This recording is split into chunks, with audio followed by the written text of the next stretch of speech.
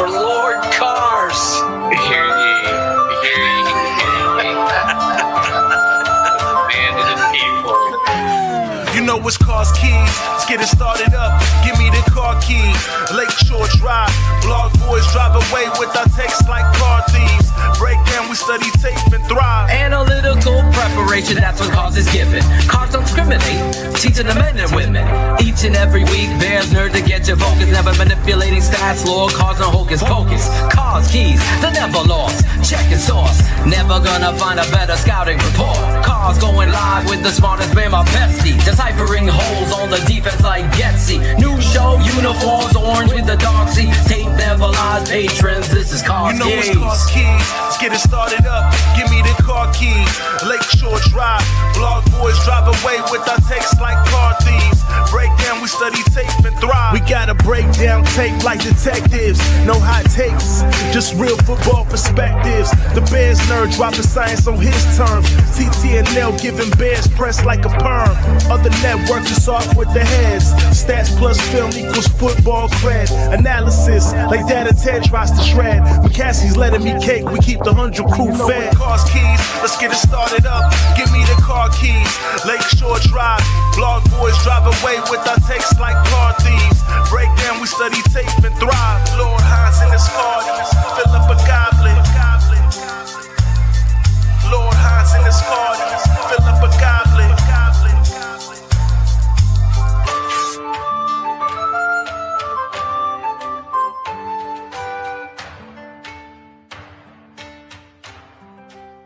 I love balls. Well, great. That's awesome. Good thing to know. Cars Keys, season 341. We're back, and we got a little bit of a surprise for you guys tonight. Cars and I on the fly and trying to make this happen behind the scenes. So my guy's back there getting ready for his prize fight. Hopefully he's ready to go, because for the first time ever in TTNL network history, DDP isn't going to be the only guy that gets a rant tonight. It's going to be our guy. This guy, Cars, is going to take the stage. And Cars, it's all you, kid. Let her rip. All I have to say is, what the fuck have I been watching when I do this replay? It is terrible. You're telling me, as watching this game, that you've got Travis Homer out there for 31 snaps and he's run the ball 3 times. Gerald Everett is out there. Every time those two are on the field, the whole defense knows it's a pass. What the fuck are you doing? It's inexcusable. You're using Cole Kmet to come across and close out on a defensive end. You're having your tackles go block who knows what. You have Mark Anderson and or whatever their names are. I can't even remember right now. I'm so pissed off. It's ridiculous. The problem is not Chris Morgan. I don't care if they replace him or not. The problem is not Caleb Williams. The problem is not the offense. The problem is Shane Waldron. The man cannot call a play. It's going from tight formations to the line. There's no stretch. Everything's out of shotgun. What the fuck are we doing? It makes absolutely zero sense. Gerald Everett is the first play consecutive weeks in a passing game. Gerald Everett. You have taken Cole Kmet, by the way, who is a fantastic tight end. You have made him solely a blocking tight end. He is Mercedes Lewis to this offensive coordinator. I don't understand it. He's not running routes. Every now and then they're like, oh, let's give him a little thing. Let's let him run this play. Gerald Everett is the guy that we've got to get the ball to. Get out of here. This makes zero sense. Watch that first drive. If you get bored, go watch that first drive. What was it, 7 plays? 5 of them, Gerald Everett is it. 5. Cole Kmet, 2. You want to know the unsung story about this? Cole Kmet is buried right now on this for this offensive coordinator, and it shows in the snap counts and in the way that it's being used. You're not using Khalil Herbert. You're not using Roschon Johnson. You're talking about how he needs to work himself back into playing shape. But you put Travis Homer, a guy who is a special teams only player out there, to in third downs when everybody knows that you're going to be passing the ball because he and Gerald Everett are on the field. It's ridiculous. In 2 weeks, we have had 81 dropbacks. 63 of them are in 11. That makes absolutely no sense. When you have 2 deep safeties or you've got 1 deep safety, you know what you should be doing? You should be sitting in 12 and you should be running the football. You should be punishing the other team. Instead, what are we doing? We're using Gerald Everett as wide receiver number 3. We've got 2 bunch of receivers to the right, 2 to the left. We're condensing the line. We're not stretching anybody out, and we're wondering why there are no gaps in our run game. You're going to have Gerald Everett trying to close on Daniil Hunter and then wonder why the offensive line looks like shit. Give me a fucking break. Look, everybody's had problems, but you've had a quarterback now who's in game 2, making protection calls at the line, who is seeing things, who is understanding what is happening. And right now, you are ruining it by terrible play calling that makes 0 sense.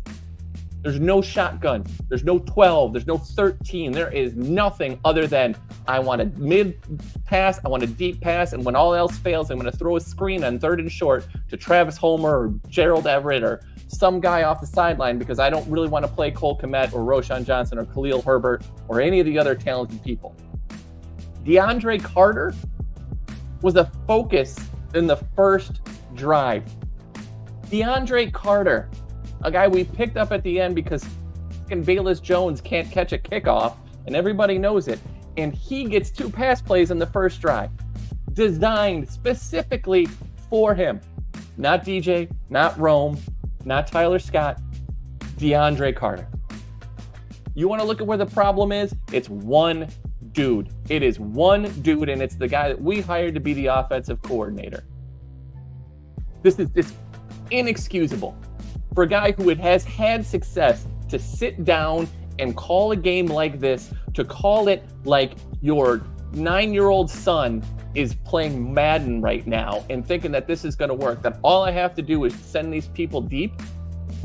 It's inexcusable. Watch the defenders. You know the reason why they're winning 4 on 5 is because they can tell what the play is.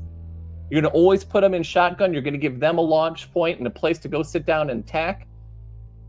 It doesn't matter. And you know what? I get your point. You're right. It is 2 games, but it should have improved after week 1. It got worse. Take away that first drive. It got worse.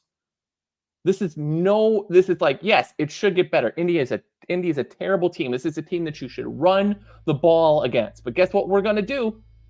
Watch. The first play, I guarantee you, is going to be a short pass to Gerald Everett to the sideline, hoping that he's going to go turn it up for 5 or 6. If it's not the first play, I guarantee you it'll be the first pass play. Because that's all he does. The 2 guys being a massive focus on this offense right now for various reasons are 2 people that he played with before and coached before, that are the 4th best wide receiver on this team and the 2nd, maybe 3rd best tight end on this team. We've all seen the statistics of how bad the Bears, and they're not even bad, how much worse the Bears defense has been in the first half versus the second half. Flus gets credit for making adjustments. The offense sucked both halves. And you know what? For a guy who said, I really like Eberflus, I really want him, he's a guy who's very likable. When what's he doing? Why are we not sitting here talking about him going in front of Waldred and saying, shit's got to improve? Someone else has to get out there. If you do not see 12 this week, heavy. If you do not see 2 tight end sets, if you don't see multiple different 3 tight end sets, why is Mercedes Lewis on this team? This is the way you have to do this. You have two. If Keenan Allen can't go, guess what? If I go 12, I still have Rome. I still have DJ. I can still attack every blade of grass on this field. The only thing that is stopping this offense is Shane Waldron. Well, in case you don't know my name, my mama named me Rufus. That was our choir. That was all we could afford, Cars, because you were preaching, bro. I'm sorry. It was the most nauseating rewatch to go through. It was. I know, man. It's tough, Cars. It is. It's tough. You and I were, pretty ramped up pre-show, and it's one of those things where it's hard to even say it's typical Chicago because we always know they're going to fuck it up no matter what. And it's to the point where it's here we go again, but it's not making me waver in my belief of QB1 and where things can go there, but it can also 100% be restricted, like you said, because of this guy. And he's got a sports car and he's installing his own limiter on that engine, right? Yeah. This thing can go 150 miles an hour, and this guy's like, I want to sit at 45. Yeah. And figure out what happens. Yeah, it's nauseating because they have talent, and we know that the offensive line needs work. It needs better players, but even a middle of the tier offensive line group, if they were there talent wise, could be good enough to get you to where you want to be offensively. There's an offensive line issue throughout the NFL. That's not an excuse for the Chicago Bears, but Shane Waldron is completely lost. And still I've never heard anybody give me a justification for game one. Like you said, all your top guns, 10 snaps in a 4-quarter game. That should be taken care of, Cars, by the second or at the latest, the third drive of the football game. We're talking 4 quarters. Halftime. And that shit never happens again. And to your point, we've talked many times. Cincinnati Bengals have a not great offensive line, pretty brutal. Yep. They still put up 320 yards and scored 20 points against Kansas City. Right. We're talking about the Indianapolis Colts and the Carolina Panthers. Cars. They've given up more rushing yards, each of them, than we have total offense. This season. And what's funny is when you look at the Colts, you're like, oh, they must be pretty good at stopping the pass. No, they're so bad at stopping the run. Teams are just doing that to Malik Willis won a football game barely throwing a football. Yeah. And if you're Indy, that's the guy you want to make win the game. Right. And the game plan was so inexcusable. You're absolutely right. Like in a normal year, I would look at this as a get healthy game, right? But it's scary. That confidence is not there. And for a team, the story this week should be that the Bears defense held an extremely talented offense to 19 points, 6 of which came on super long 50-plus yard field goals, and the other one was like a 47 or something like that. Yeah. They did their job. Like to do that is really impressive. Yeah. Well, that's the thing we talked about with Courtney Cronin last night on Keeping It 100. That I think, and I don't know, it might have been Adam Johns talked about this. Somebody spoke on this specifically. Flus said to the players, we want to end every drive with a kick, no matter what. Every single drive has to. Talking defensively, offensively, everything. That's the way we want to end every drive. And the defensive focus has shifted. And we were talking about how good kickers are now, league wide. 56-yard field goals back in the day, you'd be like, oh, we have a pretty good shot to no points on the, but now it's right. Exactly. It's totally shifted. So the mindset of a defense and a defensive coordinator is we're not giving up touchdowns. We'll get, you're almost saying, all right, yeah, we're cool giving up the 3. It's just the nature of the beast. But if you can't do anything on the other side of it I mean, those field goals become game changers as we see. So again, Cincinnati has a terrible, terrible offensive line. Yep. They did 320 yards last week. We've done 353 all year. Yeah, and how many Richardson's got? What, 4 picks? on the season? Yeah, he's not. I mean, And he's everything that you thought he would be, right? Like extremely talented, yeah, but all over the place. Yeah, he threw 3 picks last week against the Packers. yep. You don't believe in that team at all. I look at him, and like I said, I don't want to go down this pathway of focusing on Anthony Richardson, but I compared him a little bit in a way to like what I saw when I saw Patrick Mahomes coming out. And I know we weren't on this network then, but back then my analysis on Patrick Mahomes, and this is part of the internet. I mean, you can look it up and watch those old shows from the old network. I said Patrick Mahomes is going to do one of 2 things in this league. He's either going to come in and put up PlayStation numbers, or he's going to be out of the league in 4 years. I look at Anthony Richardson kind of the same way. I know physically he's built different and stuff like that and still very, very young, but I don't think there's any middle ground with Anthony Richardson. I think it's superstar or gone. He showed it, right? Like everybody replayed that week 1 touchdown with that cannon and just a throw that most people cannot make in this league. And then he follows it up with that stinker, right? And you're talking about, this is a team that's, especially when Taylor was running the ball very efficiently last week. Like, you just needed to manage the game, and he can't take his foot. Like, the one thing where Mahomes has gotten really good is when things are getting bad, he's really good at or slowing down. He's really good at starting to peel back a little bit, take what defenses are giving, knowing that they'll have their shot. So just to keep the ball moving forward. Richardson right now is the old Rex Grossman, right? Fuck it, go long. Let's just see what happens. Maybe one of these will hit. Yep. It just doesn't work. Unleash the dragon. It's terrible. And what's, you and I are talking about, what kills me is, you saw the interceptions from Caleb, but at some point you got to make a play. You've got to press. The ball's got to go somewhere. He's seeing the field. He's making the progressions.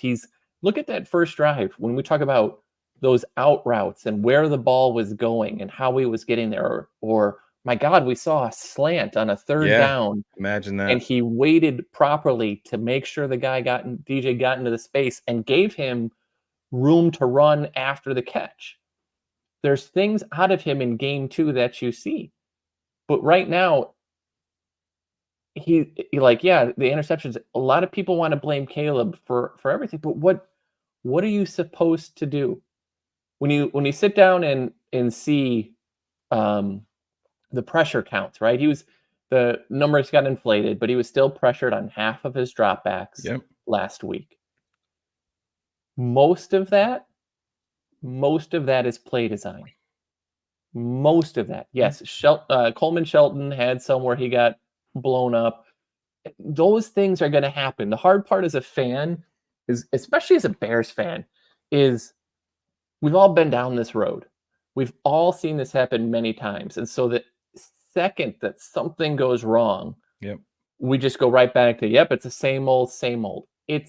And I understand that, and I'm not telling anybody how to fan or that you should, but the way I look at this is, Caleb is doing the most with what he has. If Waldron gets his head out of his ass, it's going to be fine. Yeah, when you're saying he's doing the most with what he has, that's not a personnel thing overall that you're talking about. It's a personnel usage thing, right? And it is a play call thing. Yep. 100%. This is a middle of the pack offensive line. Yep. Right now, what everybody has to understand is the NFL is cyclical, meaning for years we've been in this thing where offenses have been light years above defenses, right? They're running all over the McVay teams, all of these things. Offenses have been in the lead. Now they're not. Defenses are. Now, part of that is what Mel Kiper was griping about, and the too deep safety looks, and and all of these different things. But to kind of put in this perspective, right? You've got Patrick Mahomes with 3 touchdowns and 3 interceptions on the season so far this week, Yep. and should have had more against Cincinnati, more interceptions last week against Cincinnati. Defenses are in the lead. The really good offensive coordinators, and Shane, I don't know how you feel, but I feel there's like what, 3 of them are in our division: O'Connell, it's a short Johnson, list. LaFleur, Flowick, and Shanahan, and McDaniel in Miami. 6. The real good ones can make changes and go. What McDaniel did for Tua is impressive. What O'Connell is doing this year with Sam Darnold is extremely impressive. The rest are middle to below. And what that means is you've got to be right in your usage, in your personnel, and you've got to be willing to adapt. What worked in Seattle is not going to work here. Nope.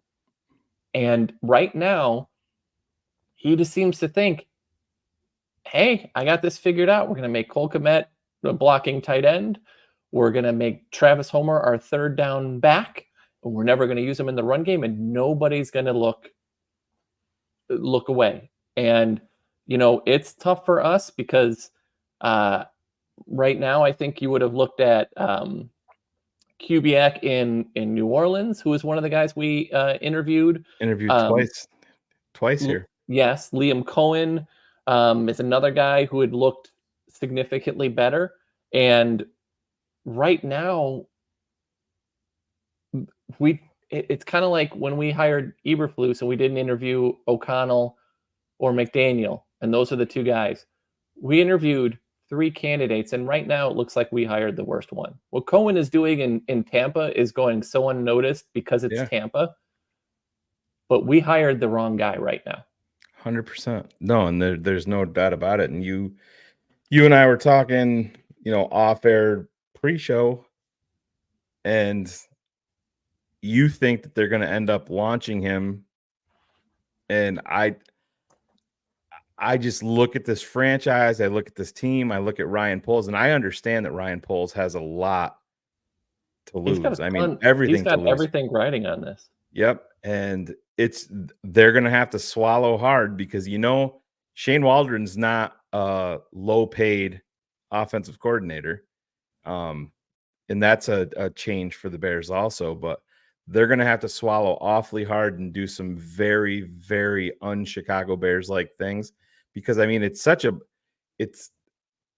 an admission of guilt that is really catastrophic when you think about it, because this is who you provided your true franchise pillar, the quote unquote generational guy. I've never used that label with Caleb. I think that label is stupid for any player. Oh, absolutely. People get fired up about it and lose their minds about it. And I don't use that, but this is who you hitched his wagon to right out the gate.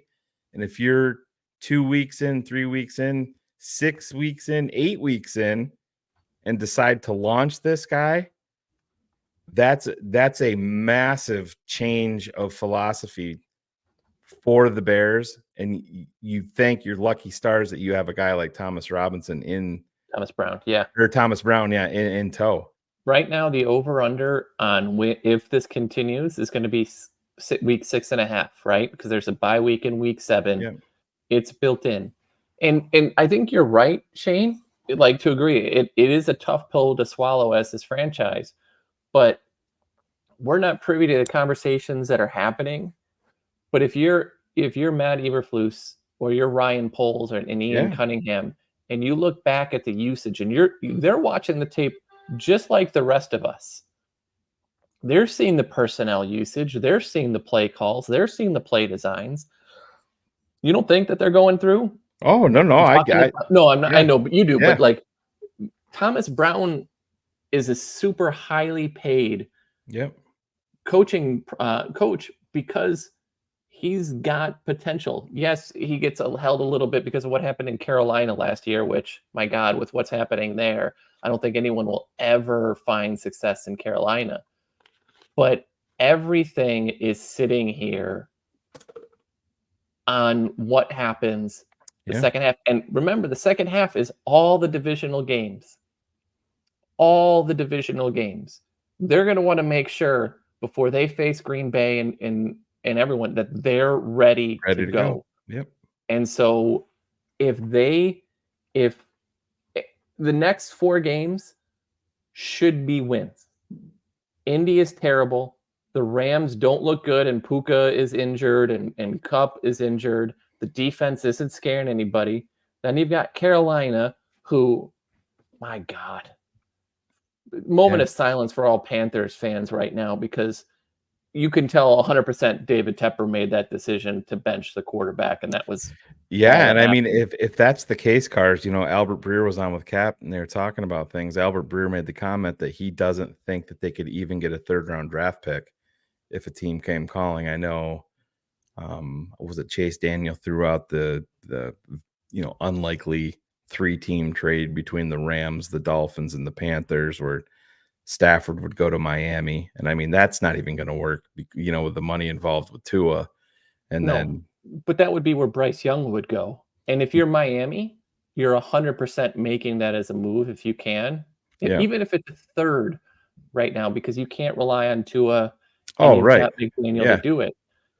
But Well, he that, had Bryce going to LA, yeah, Stafford I going know, to but I'm Miami. move. Yeah. But you just look at the schedule, and Peterson is doing what he does in the Jaguars, and that franchise is completely lost. Yeah. I mean, and that's probably the warning sign right now is, Trevor Lawrence, who I think is mislabeled as a generational, even though I hate the phrase, he's always mislabeled. He's gotten worse for 2 consecutive years. Right. That's on Doug Peterson. And that means that franchise broke him. Yeah. It's capable of happening, and it's always going to look like it. I don't see it. And Alex, this is a really good question. It's Not this week. not this week, but I don't know.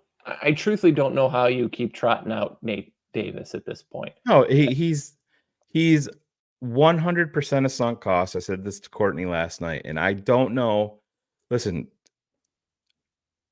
I understand Flus and the guys loving him in the locker room and them, Which is what we heard about Nagy, by the way, right? Cars. You know what I mean, though. If We've we, heard yeah, this story before. If we go back, let's go back to when Dick Duran was fired. There's a quote out there from Brian Urlacher that said, "I don't want to play for another coach." That was him talking about Dick Duran. Yeah. So I look at all of that rhetoric as being very, very empty overall. I look at it like, oh, we're trading Justin. That's gonna the locker room is gonna crumble. I look at that kind of the same way. They're going to adjust. It's the NFL. Everything is not for long in the NFL. My biggest thing, and I've maintained this the whole time with Matt Eberflus, so I was going to give him the benefit of the doubt to prove it. Situationally, he's not even been mediocre. He's been way below that situationally, Cars, and we're seeing it again. You know what I mean? It situationally just isn't down in distance. It's being in front of the fucking play call that you're throwing a fucking challenge flag on. You're literally 4 yards from the play watching it. Things like that. Courtney's like, oh, he was upset about how much Travis Homer got used. You're the head fucking football coach. Yes. Loose. You dictate that, not Shane Waldron.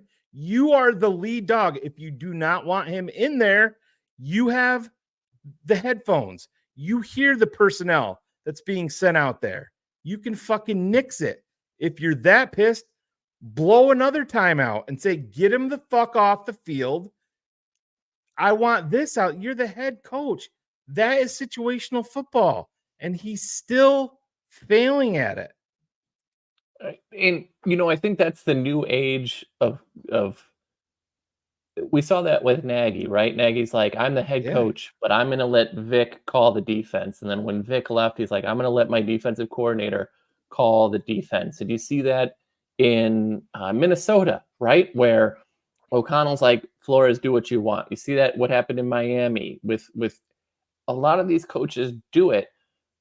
But you know what? You can do it when your guy is not doing it wrong. You can be hands off, but as the head guy, I understand that you're the defensive coordinator and the head coach, and you really focus on the defense. But in the end, it's all on you, Matt. Whatever happens is all on you. This is the guy that you chose for your offensive coordinator. Yep. These are the players that you've given him.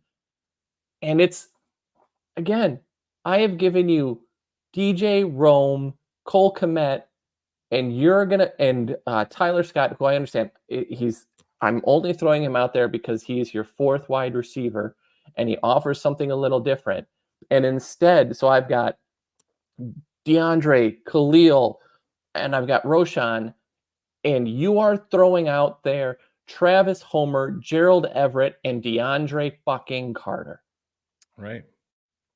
Matt, you have to get in there and say something because this guy, the egos are big in this league, as you know, especially among offensive guys. Massive. Yeah. You have to be the one to go. If that happens again, guess what? DeAndre Carter, Travis Homer will be inactive this week. Figure it out. Yeah, Tieran, we're very, very well aware. I mean, Gerald Everett is the Everett same. was in the Rams with him, right? Right, and we talked about it pre-show, or we talked about it to start off the show. Cars did. We talked about it last night. Yeah, we completely understand it, and I mean, you're right. It's why they go back to Travis Homer having 6 offensive snaps last year, 6 for the season. Week 1, he had 11, and what did he have week 2? 20. Make it make sense. I mean, at this point, as a defensive coordinator, he should be sitting in the offensive playroom going, this is how I would call against you right now, because these are your tendencies. This is what you're doing wrong. If you want to be the defensive coach first, hand it off to Washington and walk across and go, this is how I defend you. This is how the teams are doing it. This is why they're doing it. If you look at the game and you watch, just look back at like the first and second drive.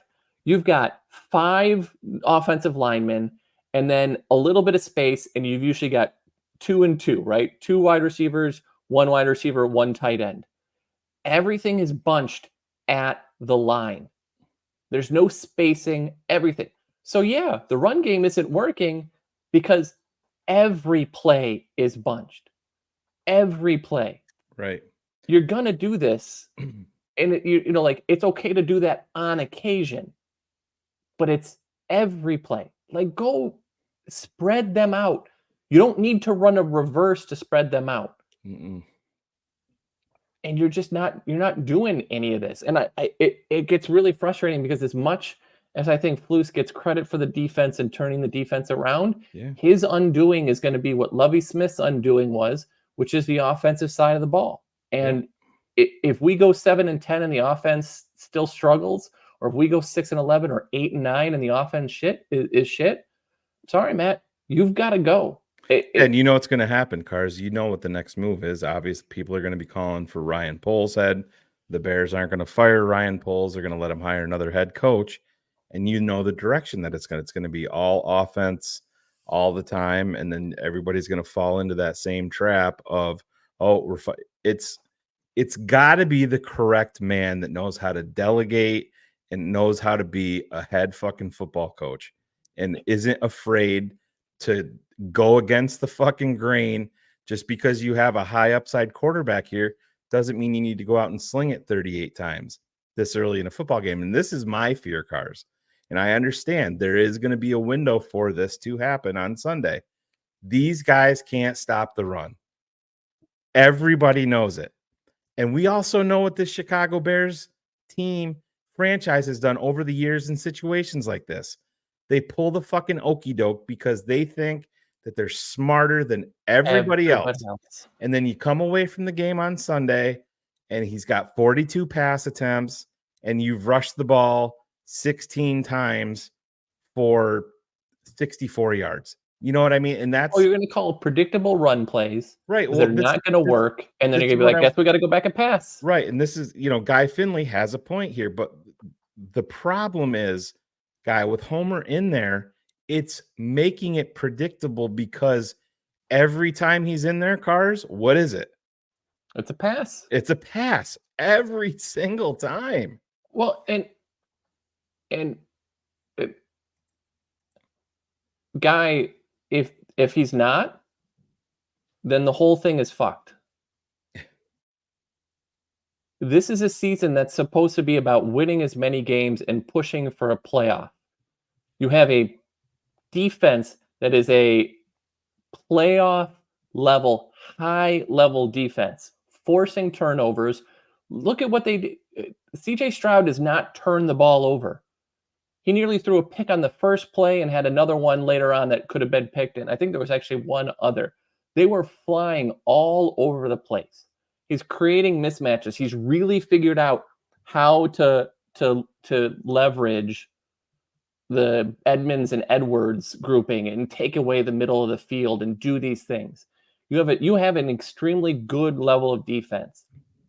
If you do not have an offense right now that is playing up to its standards, and you're like, we'll just let this play out through the season and figure it out. Yeah. Good teams don't do that. The difference is Ryan Poles has never been in this position before as a general manager. Oh, it's his guy. If the ship goes down with Caleb Williams, Ryan Poles is in the captain's chair, going down with the ship, 100%. But even more so than that, and I think that it's the thing that some of us are missing. This is the first time where the team is talented enough that Poles has a target on his back. Mm-hmm. When he got here, it was, man, there's not a lot of talent on this team. And then, look what he did with a little bit of talent. You get him some more. This is an extremely, extremely talented team. And yes, Poles absolutely could have had Flus fired, but he stuck with him now. But I'll tell you one thing, he's got the spotlight. If this fails, if 100%. This is not working, this is on Poles, where Poles is going to have to answer these questions because he stood up for Flus. Flus chose this guy. If Flus won't fire him, Poles has to make it happen. Yeah, and that's the thing. Ryan Poles, if things go south and after the year they fire Matt Eberflus, Ryan Poles is not getting fired. No. He's going to get a chance at a second hire. That's just the way that they do things. That they did it with Ryan Pace. But even then, Pace didn't deserve it because he hadn't built a roster. Like, we're spending all this time sitting down and talking about this, and we're not talking about, how about Gervon Dexter, who is looking every bit of the player that we had hoped he would be. If you look at the guys that we have added on defense and they have built, there's talent on offense. We had an 1,000-yard receiver last year on an absolute fleece of a deal with Carolina. These are things that we don't normally see, but we're so focused right now, and we should be, on this offense. Again, this is a playoff level talent team. Full end stop. This team should be competing for a playoff. If they don't, Matt Eberflus will probably never get a head coaching gig again because people have seen who he is. His dream of being a head coach can be done very quickly. Oh, totally agree. And I mean, it's like you said, you don't want to think it's the same old. I happen to think it, the feeling is similar, But my belief in Caleb Williams, the quarterback prospect, is different than I felt, obviously, with Mitch Trubisky or with Justin Fields. Oh yeah, and again, I There's don't going to be expect people out there that disagree with me, and I don't no. really care about that because I know what I put into this and I know what I believe in, and I feel like I got a pretty good track record. But Ryan Poles isn't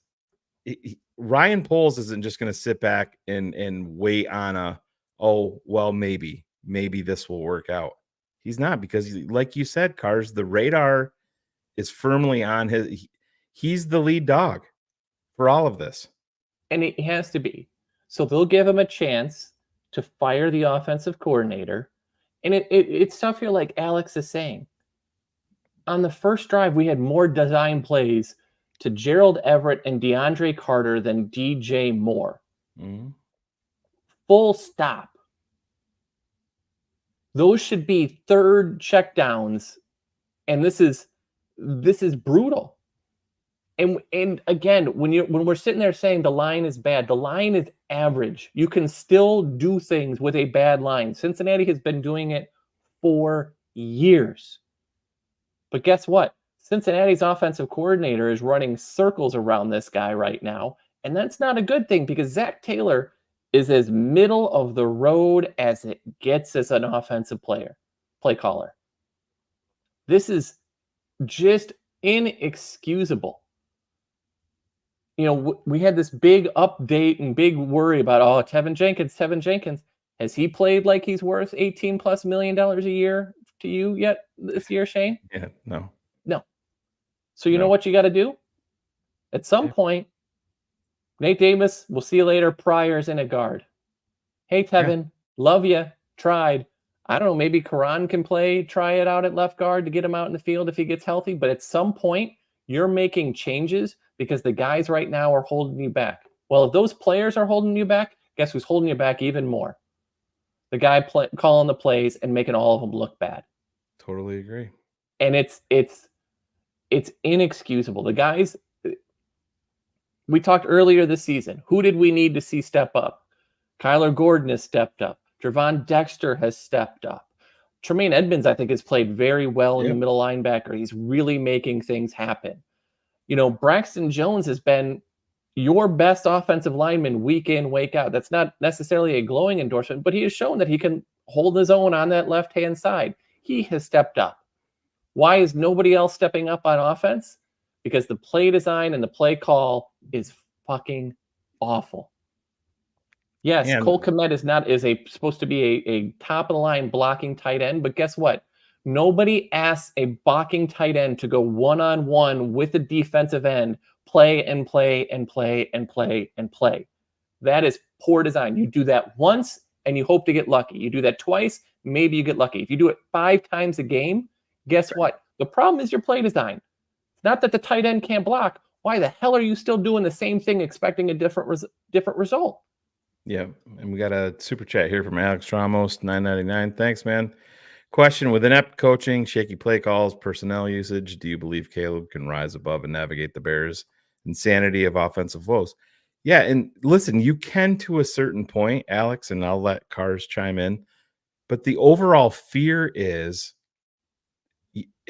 you get this kid hurt, and that's what's gonna cause a lot of issues with his development.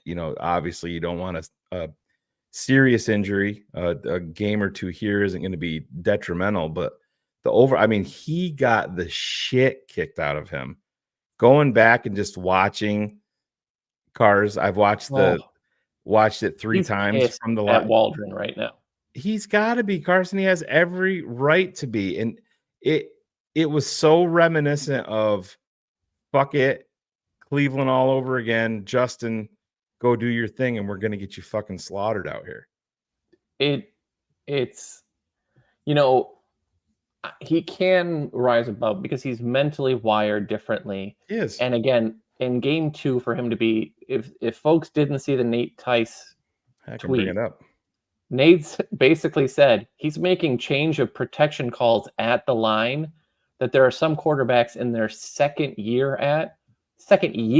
second contract, excuse me. Yeah, second contract, right. that are still not making that. Those are the things that he's doing.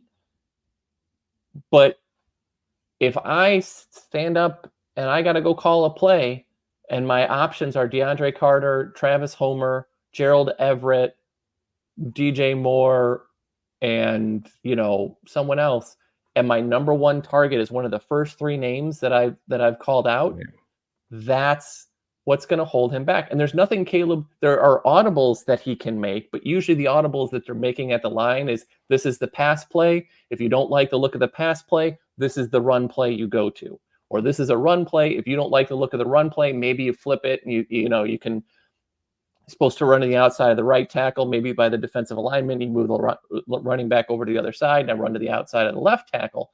But usually your audibles for, especially early in the rookies, is you have two options. This is your pass play. This is your run audible. This is your run play. This is your pass audible. That's it. He can, and as the season gets on, he's going to get more and more of a voice. But if you fire Flus, guess what? Or fire Waldron, who's going to be interviewing OCs along with everybody else, Shane? Oh, yeah. No, I know, man. That's it's the concern, man. It's just, I would love to know what the process that got them. I wish I could be in the room to see what got them to Waldron. What made him stand out? It's right. Like the Tressman, right? Tressman won it right, because he had a parade mapped out. Yeah, exactly. And I understand. I believe I was on record as being very interested in Clint Kubiak, but did I know a ton about him? No, I just thought he was a very interesting prospect. But that being said, I also want to pump the brakes a little bit on the Clint Kubiak thing, because just like we're saying, people are, in the chat, oh, this is only week 2. It works the other way. It's only week 2. Yes, they've had explosive plays and stuff like that. But this is so bad here, Cars, and so against common sense and reality. It's startling. Just if we did a show, if Cars and I did a show leading up to the season, and we said in week 2, DeAndre Carter is going to be a focal part of our offense and be the top third down target on our offense, everybody to a man and woman would have said, all right, DJ's injured, Rome is injured, Komet's injured. You know what I mean? It's just, but yet here we are. Our third down, money down, which everybody knows in the NFL, contains DeAndre Carter and Travis Homer for a rookie quarterback. There's nobody around that can explain that to me and make it make sense with the personnel that this team has currently on the roster. Yes, I understand Keenan Allen is injured. Even without that, even if he wasn't on the team, it still shouldn't include them. I mean, again, when you look at it and you go back, what was it? Tyler Scott saw 3 snaps. DeAndre Carter, 50. Yes, exactly. 50. And this is probably one of the ones that I wanted to hit on too. If you want to understand why I think Waldron may get fired, Kevin is already pissed off, saying, hey, I'm blocking the way the play is called. This is week 2, and players are already throwing this shit under the bus. We're running it the way we're coached. Like, when you see that as a comment, understand that tells you a little bit of how the players feel about the play call, the play design, and what's happening. There's always this focus on trees. We hired Getsy, who was the wrong guy off the Shanahan tree. But we hired Waldron, who might be the wrong guy off of the McVay tree. Trees suck. They don't mean anything. You need to have a philosophy. Well, they don't. the tree may not suck, but you also might be a franchise that's just saying, hey, this branch is right here. We don't even need to go get a fucking ladder. Yeah, We'll take yeah. that one. It's You know like what I when mean? that's when we hired Terry Shea Right. to be Lovey's offensive coordinator, right? Well, he's from Kansas City, and look at all the stuff that they've done. Yeah, can't do it. Can't do it. Yeah, it's and cars, the end of the day, and I understand, and we get painted with this broad negative stroke because there's so much negative around the Bears constantly, and then people are like, well, you got to give them a chance. Well, you got to be patient. No, every Bears fan, if you're still a Chicago Bears fan, you're the most patient person in the world. Think about it. My son is 13 years old, and he says to me, why did you make me a Bears fan? He knows how fun winning is. He sees his other friends that are bandwagon fans, but we're patient. We deserve better, but the Bears just continually cannot get out of their way. And the fair weather fans that they love so much are the ones, just sit back. This is give them a chance. This is they're gonna figure it out. They're gonna figure it out. And that's not at all how it works. You have to become a franchise that is a year too early rather than a year too late franchise. The Bears are 2 and 3 years too late franchise. Remember the Patriots, they would let a guy go and you're like, what the fuck are they doing? And then teams would jump all over those players, Bears included, at times. You want to let the guy go a year too early rather than a year too late. That's not just with players.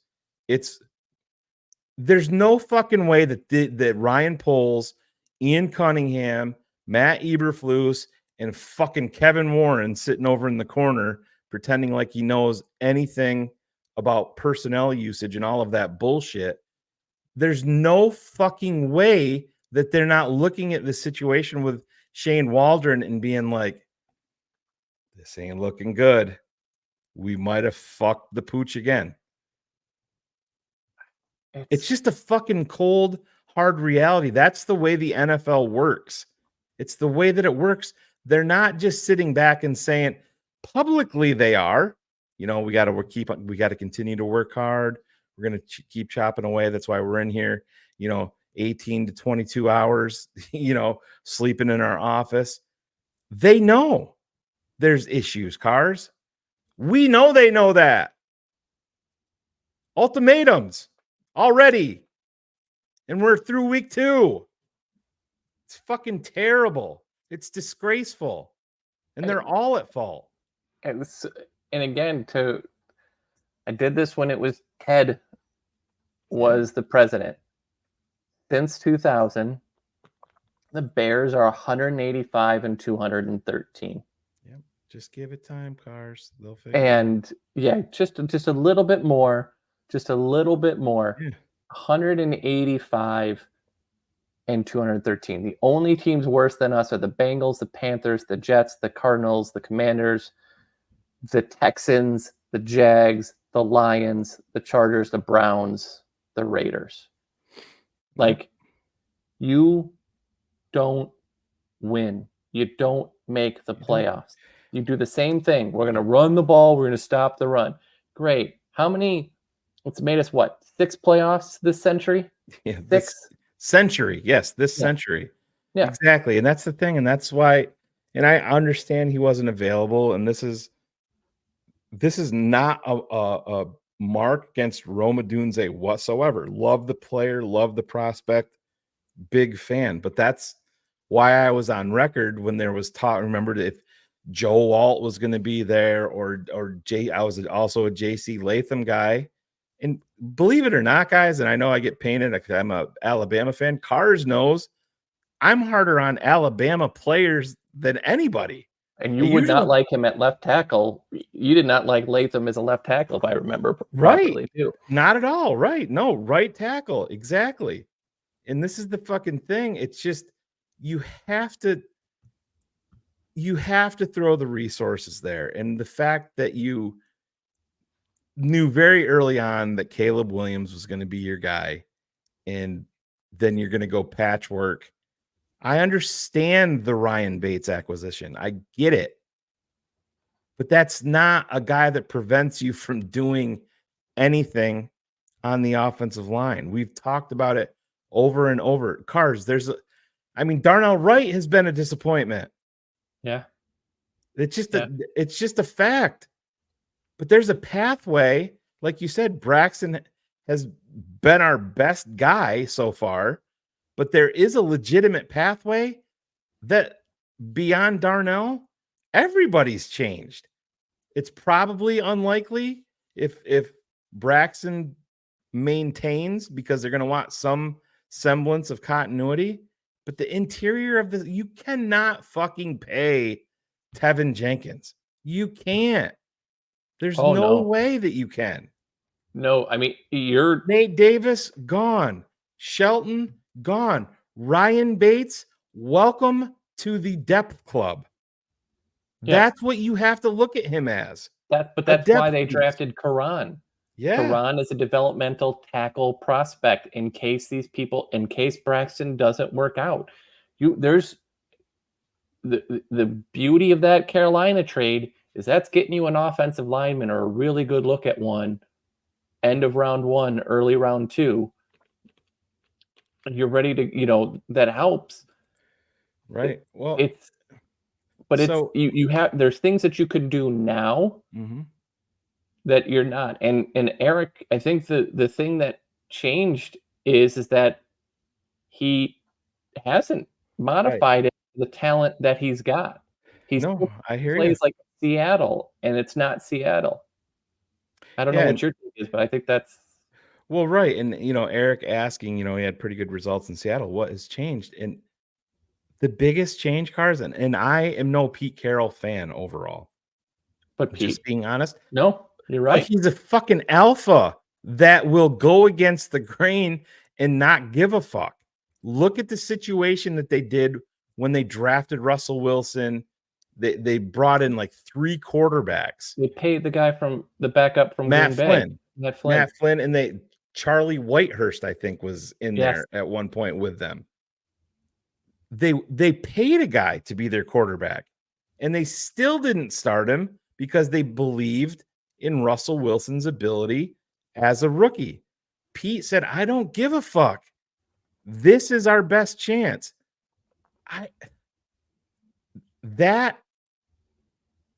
Just a decision like that shows you going against the grain. The Bears rarely do that. That's why Nate Davis is still playing football here. That's why. Because of his contract. Oh, yeah. Oh, I mean, it's incredible. And you look at it just all across the board. You've just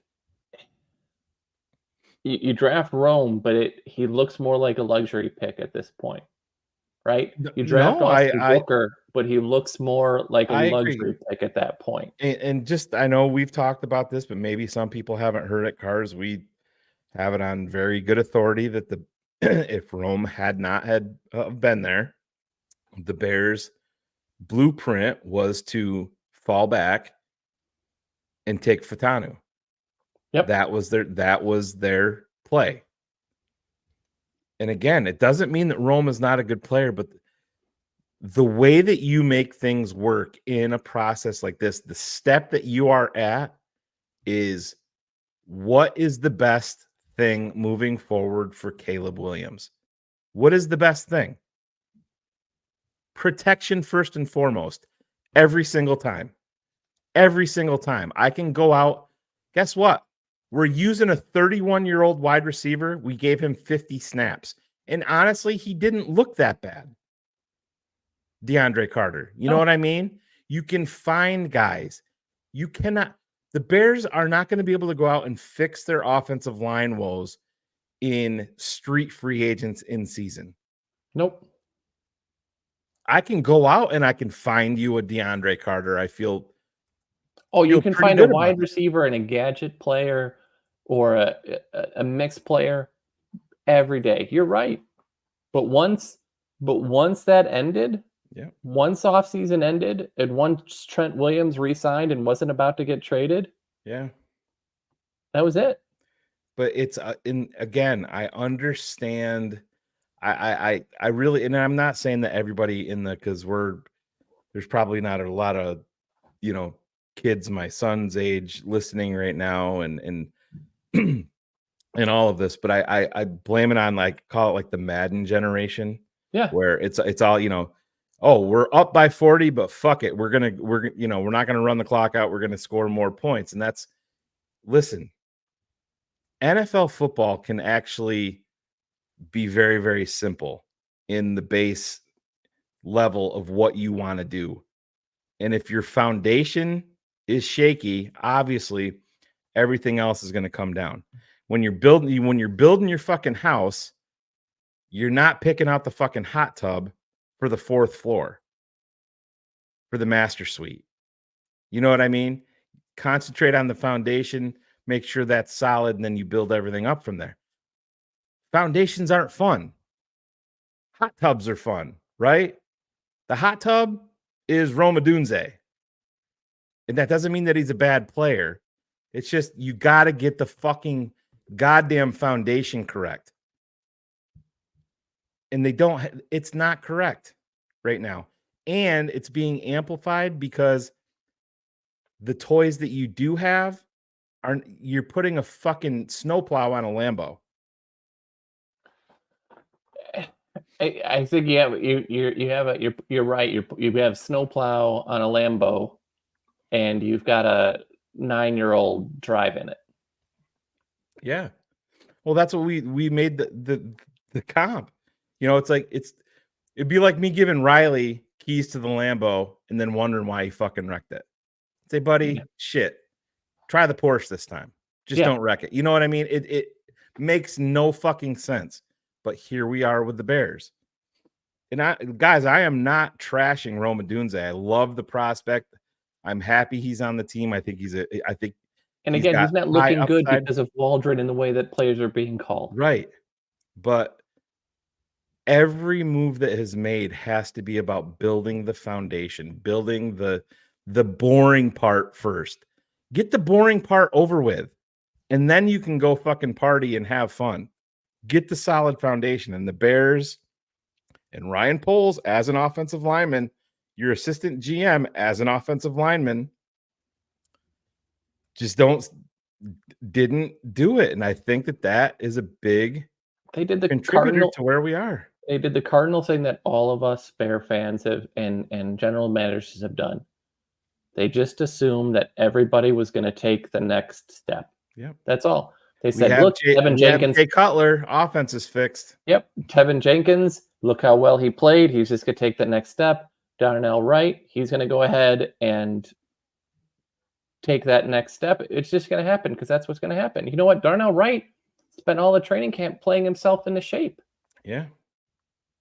Yep. And now that I finally remember an hour later, it was Will Anderson, not Mark, because I'm thinking of the old Bear player. Yeah. But remember, he's supposed to be the Will Anderson stopper. Will took it personally.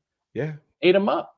Both former Alabama players, though. You had it kind of close. It was close enough. But that's been the thing, Cars, and a lot of people don't know. We talked about it on here.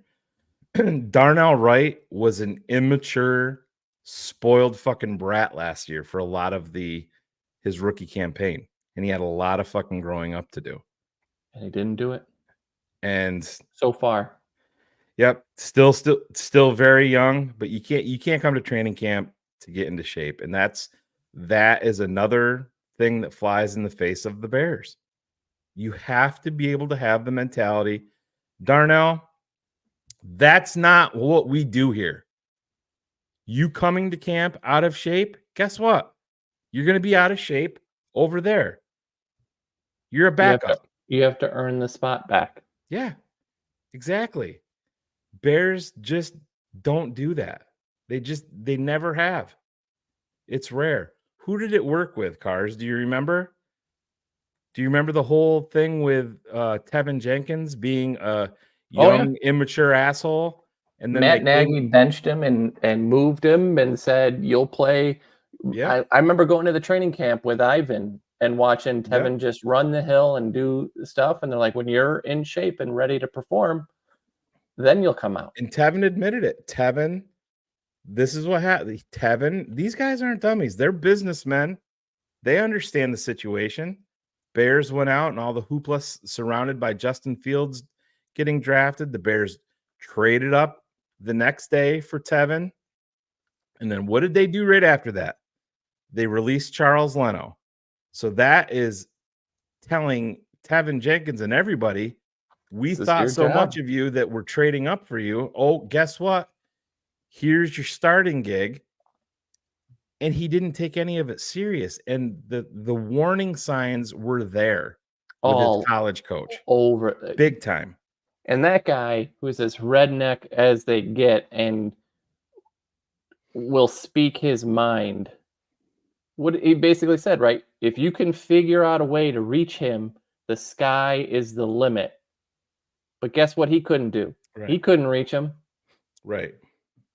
Yeah. So Drew, he took the wide receiver test, but what was the difference with Tevin last year?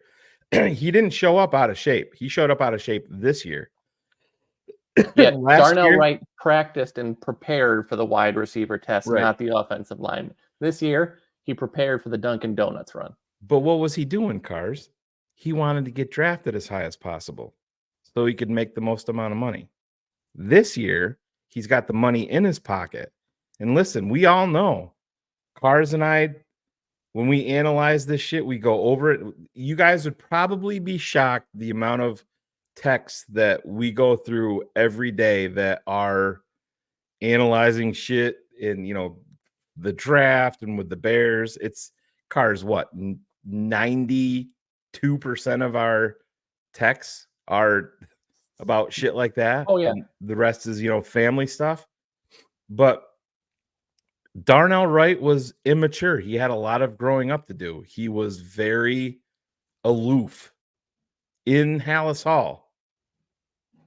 You saw it in the rookie, the capsules where the guys were watching what they said their rookie year. He still is. Yeah. Just trying to figure out how to pay these taxes.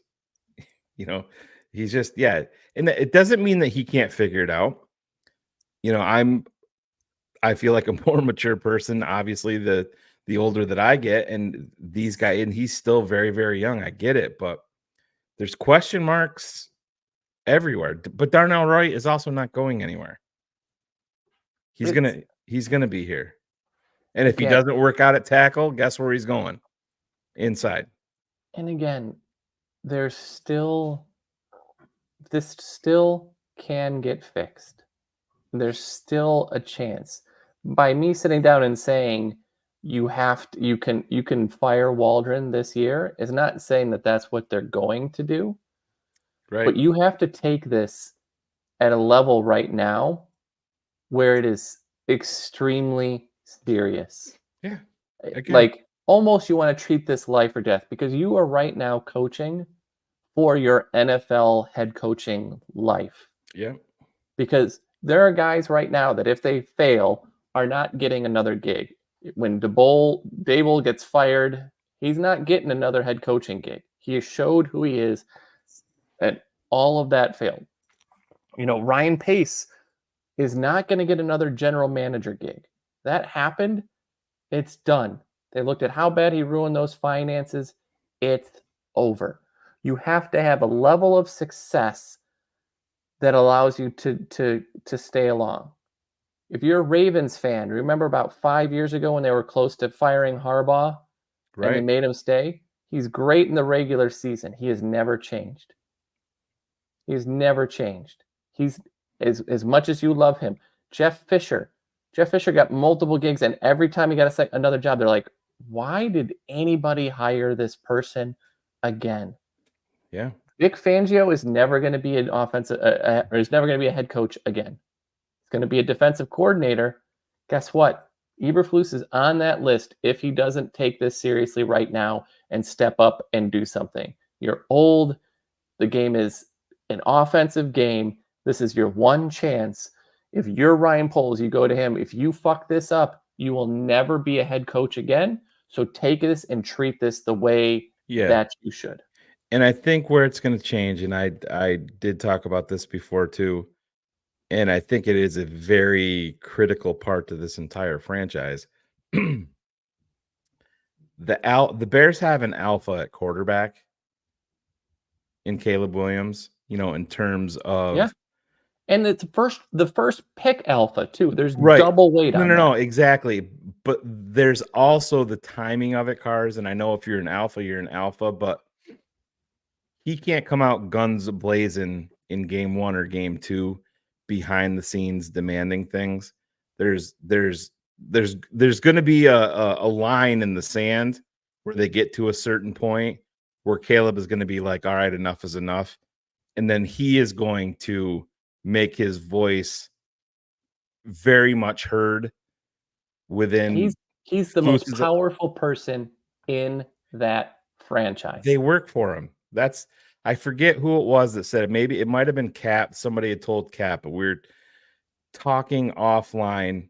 I'm pretty sure it was Cap. We're talking offline. He said the guy told him the absolute second that you are a franchise and you decide on taking a quarterback at number 1, every person within that franchise has to change their mindset to we work for that guy now. And that's not saying that, they're coming in as a diva. It's just he is the fucking CEO of the enterprise. If you get it right at that position, you win. Kansas City had a bad offensive line last year. Their defense was inconsistent, but they have an incredible defensive coordinator. Look past it. If you have a quarterback, you can win. 100%, man. Look at what's happened recently. Denver Broncos fired Hackett how far into his first season as offensive coordinator because it wasn't working. Yeah. Carolina blamed what's his name last year, midway through the season, canned him. These things are moving up because owners have a limited timeline. Well, Hackett wasn't the OC. Wasn't Hackett the fucking head coach in Denver? That's right. Yes. Yeah. They fired him 10 games in? Yeah, into his first season. Into his first season. Yeah. Yeah. Understand the Broncos had never done it at that point. Right.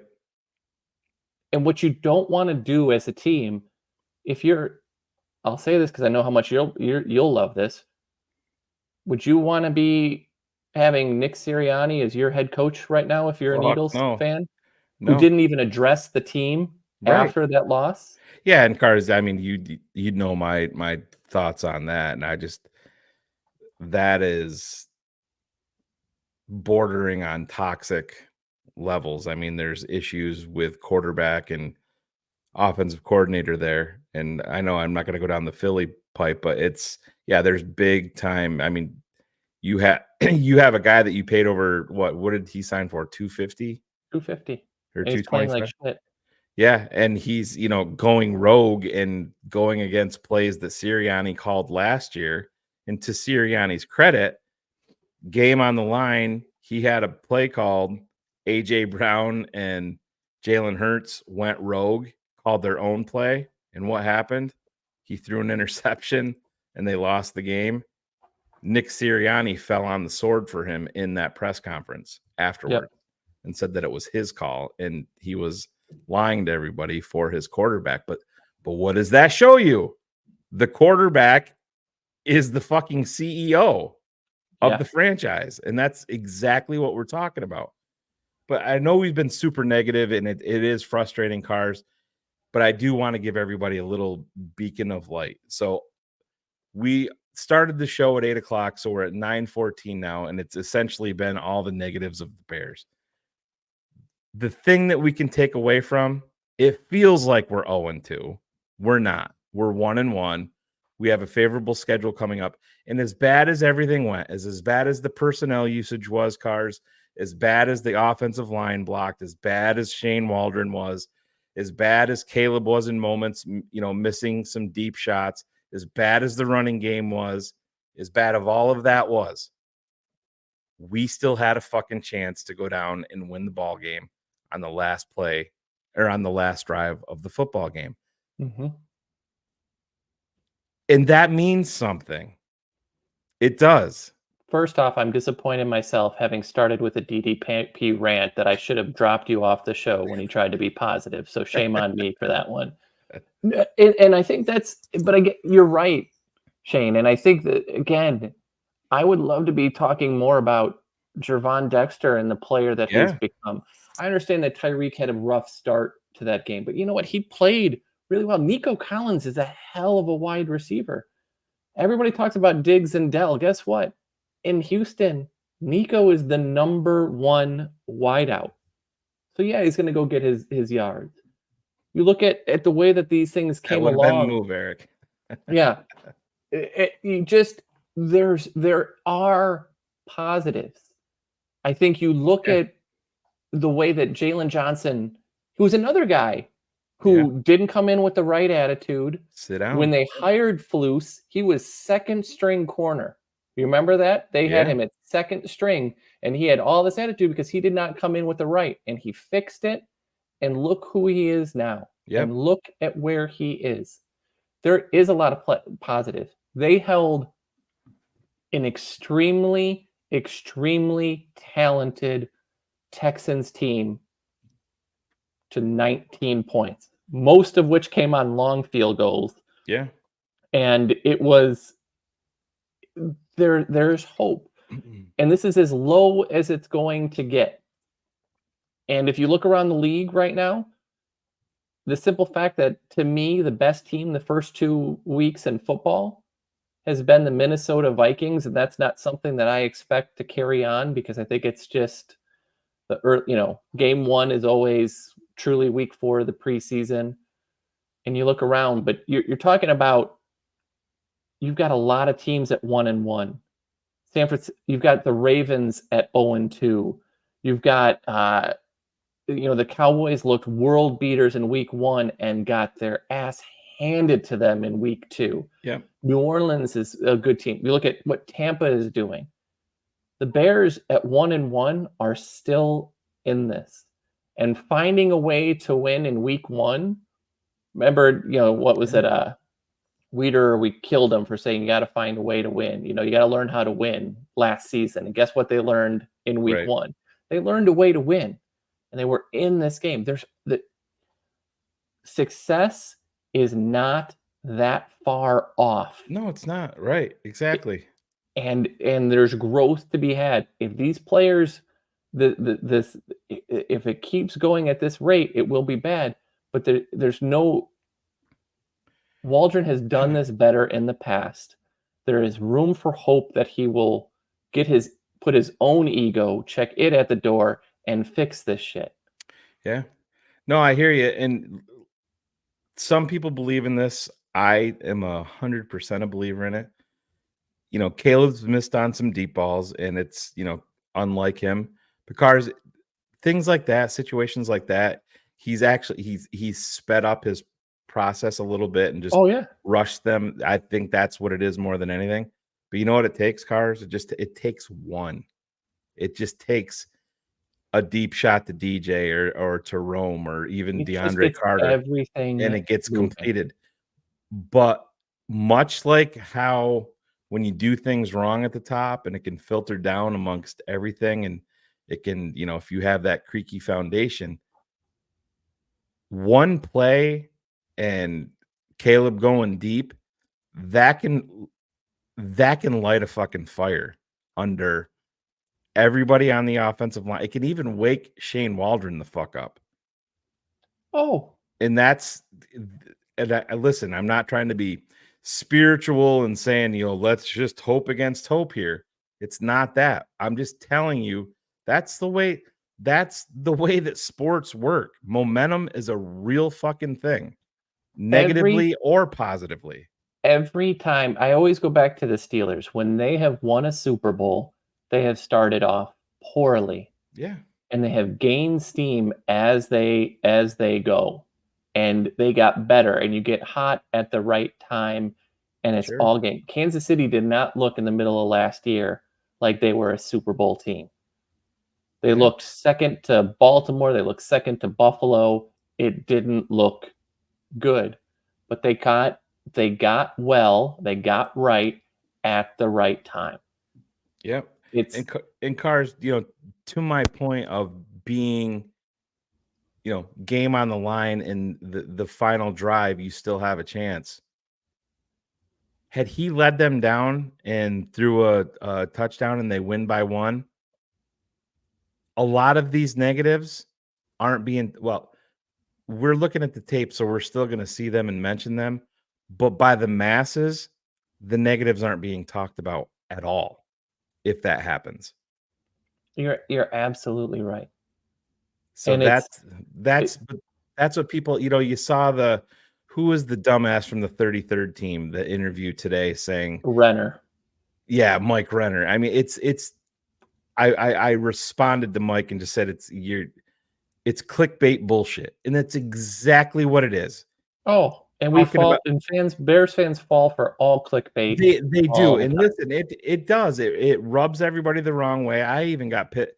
And you could tell if you go back, everybody knows I look at things a little bit different. Just look at his body language and his demeanor when he's saying that shit. He's starting to say stuff and he's laughing about it because he knows how fucking ridiculous it sounds. If you have kids, Yeah, and they're lying to you, how do you tell right away? Yeah. It's all over their face. It's Whenever no you're different. reprimanding Dustin, it's the same fucking way. But he won't make eye contact with me. It's Right. just really embarrassing.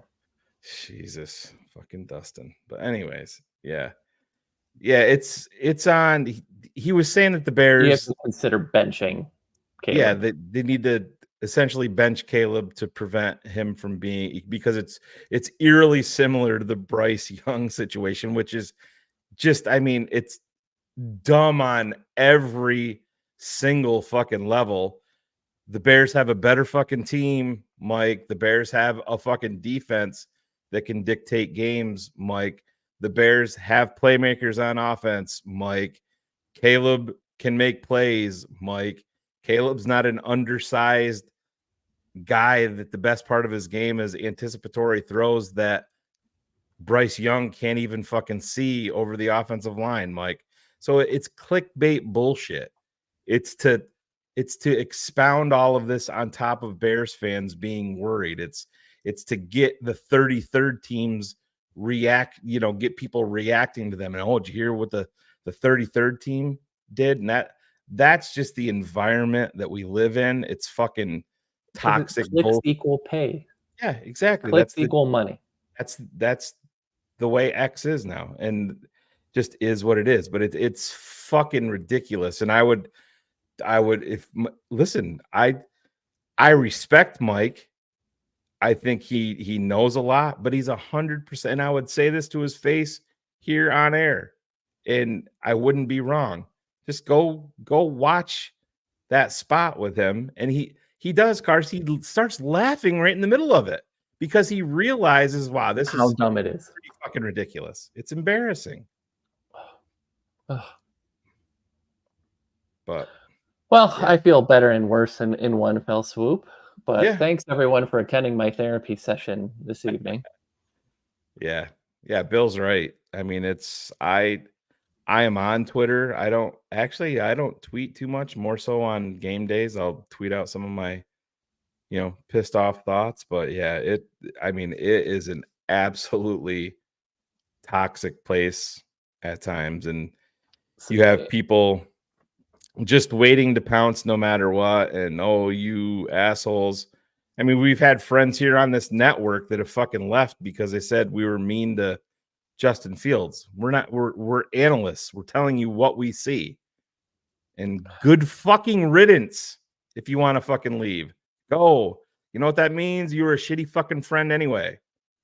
Rap about that shit. We can disagree and still be. Phil and I have agreed on like 3 things in 20-some years, 30-some years, and we could still be friends. Exactly. And if Phil fucking called you up and needed something or vice versa, Cars, you would, you know what I mean? That's what I'm saying. It's it's ridiculous the things that people get upset about, with a quarterback, and you can't talk bad about Justin because he's still in a Bears uniform. That's our network is called The Tape Never Lies. We're going to tell you what we see. Maybe you agree with it, maybe you fucking don't, but it's laughable. It I don't know. truly is. It truly is. Stay tuned, Cyril, because I got a fucking volume of them. I might have to do an actual dumbest tweets show, 90-minute show where I just That would riff. be fun. That would be fun.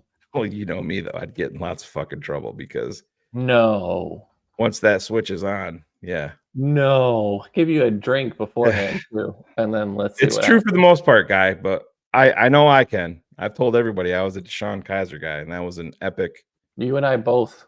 whiff by me. You and I both were big on Kaiser because we focused so much on the way he would climb the pocket. Yep. No, and I will defend him a little bit. I think he went to the worst possible scenario for him right out the gate. With the worst leader. Hugh Jackson is terrible. And no, I don't think my bad. I hit it. Yeah, I don't think he does. I think they're just playing it precautious. I think they know they've got enough, like they don't need to rush him right now because you've got Rome. So I think they're just playing it precautious. And these are things that you expect when you pick up a Keenan Allen. He doesn't always play the full season, and it's just the way that it is. And yeah. I don't know. What was I wrong with Kevin Warren and Hard Knocks? I don't even remember what that one was. Well, a lot of things. Yeah. We're always wrong. Yeah, definitely. Made a lot of bad choices in my life, Cars. I can second those as well. So yeah, but yeah, it is what it is. I mean, if I was wrong about Hard Knocks, that's fine. I don't remember what it was, but oh well. Anyways, we are about 90 minutes in. We're gonna get the fuck out of here. Yep. Cars has to go change Dustin's diaper and get him ready for daycare tomorrow and put him to bed. I hope to God his homework's done. I don't want to have to yell at him again. Just throw him in the pool, Cars. He'll be there in the morning. All right, we're gonna get out of here. I hope everybody enjoyed the first ever Cars rant live on air on Cars Keys. But I know Phil loves it. And what else does he love? I love balls. It makes sense. Makes sense. We knew that about him, though. We did. But all right, we're out of here. Talk to you guys later. Oh, you got to get what is your prediction? And I'm going 27-13 Bears. I think that I'm going to go against hope that this is it. And I'm going to sit down and say for my bold prediction, first drive is going to have a greater than 50-yard passing touchdown on it.